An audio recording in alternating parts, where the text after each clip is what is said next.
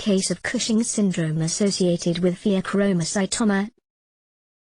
Dr. Sanam Shourie, PGY5 Endocrinology Fellow, University of Western Ontario. Outline Case Report Ectopic Act Syndrome. Case reports of Cushing syndrome associated with pheochromocytoma. Patient follow-up. History: 43 years old, healthy female, PMHX, depression meds, Elavil. November 18 th/02 admitted Markdale Hospital. 1 week HX, loop pain, fever, NV.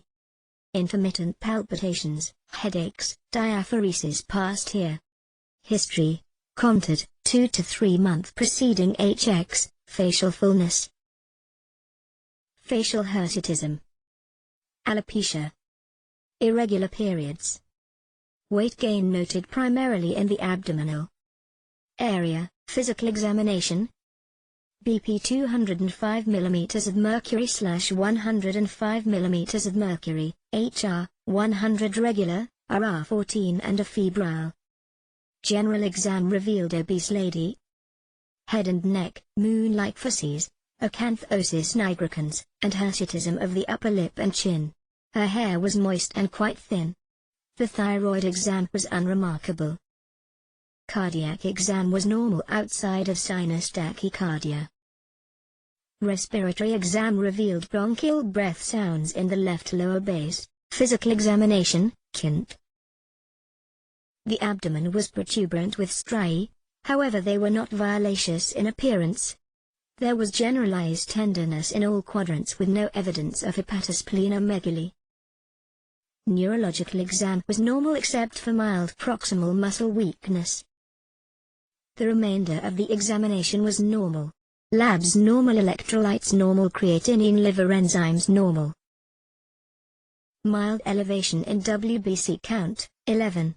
Labs, COMTED, AM cortisol 2644, AM 17616 mol/L. Cortisol PM 1312, half AM range. Urinary 24 hours free cortisol 400, L 5220 mol/D. Plasma DHEA 5.3, less than 6.5 micromoles/L. Plasma total testosterone 3.2, 1.0 to 2.5 mol/L. Free testosterone 2.3, 1.0 to 17.5 mol/L. Plasma aldosterone 547, 110 860 mol/L standing 28 444 mol/L supine. Labs, COMTED, urinary 24 hours VMA 366, 10 to 35 micromoles/D. Urinary 24 hours E, 5078.7, less than 16 mol/D. Urinary 24 hours Ni, 5645, less than 600 mol/D. Urinary 24 hours M107.3, less than 5.5 micromoles/D. Urinary 24 hours DOP, 445, less than 2500. Investigations, COMTED. Chest X-ray, LLL consolidation. CT abdomen. 11.6 cm AP by 9.9 cm transverse left suprarenal mass. Left-sided pleural effusion. Left lower lobe consolidation. No enlarged lymph nodes detected. Treatment for fluids for rehydration. Fosfuroxime and oral azithromycin. Atenolol 100 mg PUD for hypertension. Subsequently discharged a few days later on oral ceftin and atenolol. History, COMTED. November 25, a few days post-discharge, readmitted to Markdale Hospital. Woke up with a terrible headache. In hospital had a seizure and was sent to their ICU. Her family mentioned she had worsening episodic headaches, diaphoresis and palpitations since being discharged. polyuria and polydipsia as well over this time. Physical exam. BP 210 mmHg/110 mmHg with a mild orthostatic drop, p. 96, afebrile. She was confused with decreased lock but still able to protect her airway. Perla, and there was no evidence of papilledema. No nuchal rigidity was noted.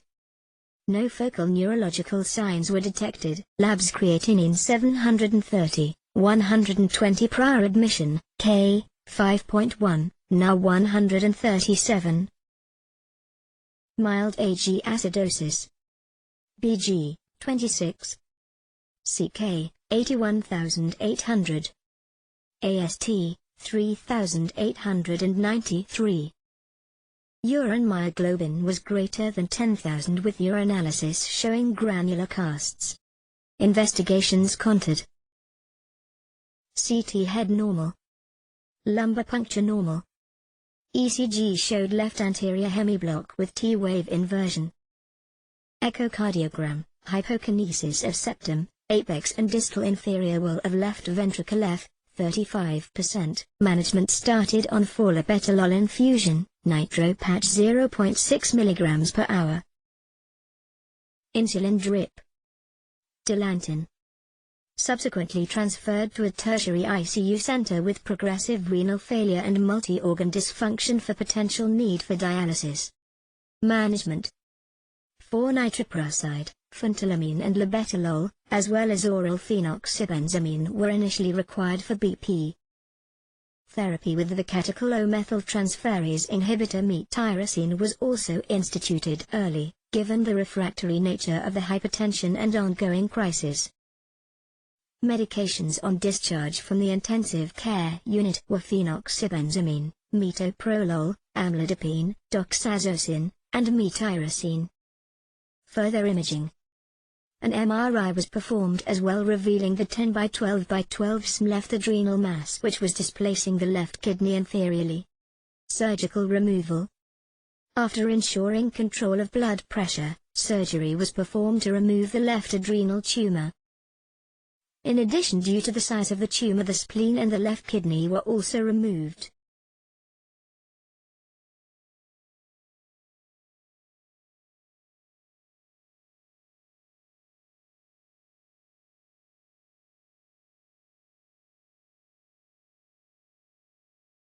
Adrenal function. Adrenal function.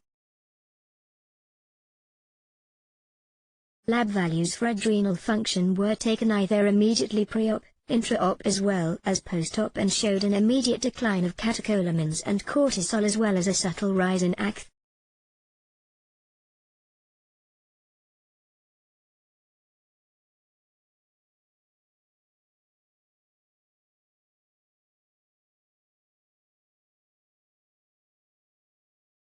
Glucocorticoid therapy, which was started during surgery, was gradually tapered and discontinued within a few weeks post-operatively. Pathological report. The left adrenal gland mass was 11 by 11.5 by 10.5 centimeters. Sectioning revealed a variegated tan-brown lesion with extensive necrosis, hemorrhage and cystic degeneration. Capsule invasion was not identified. Extensive confluent necrosis was present, as were prominent mitotic figures. Immunohistochemistry. Immunomarkers within tumor cells were positive for chromogranin and synaptophysin.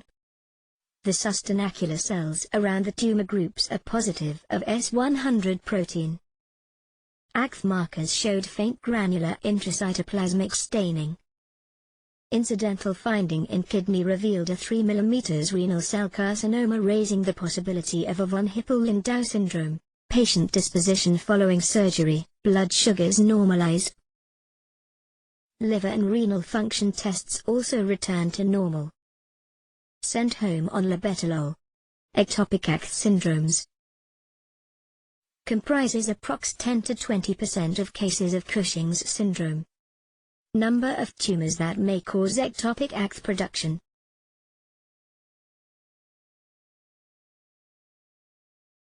Clinically divided into two categories. 1. Malignant tumors, e.g. small cell CA lung.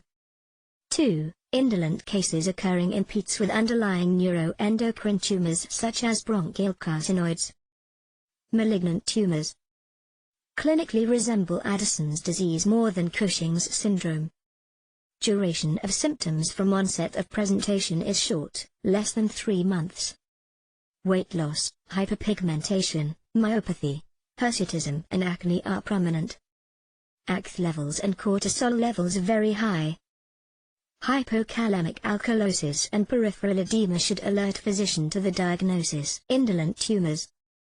Symptoms and signs are commonly present for 18 months from onset to clinical presentation. Typical features of Cushing's disease. ACTH levels mildly elevated but may be normal with high serum cortisol. Hard to differentiate pituitary-dependent Cushing's disease from the indolent causes of ectopic ACTH production. Ectopic ACTH syndrome's pheochromocytoma.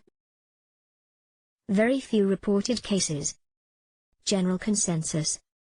Relatively benign lesion where surgical intervention may be curative.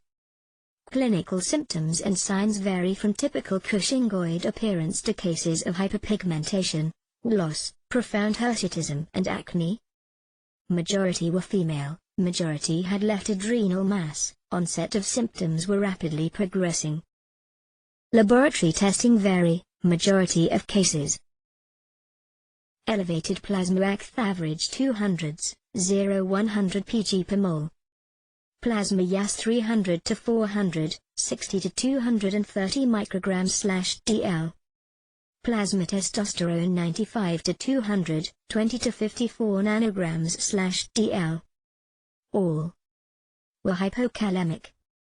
Elevated cortisol levels. Elevated 24 hours urine cortisol.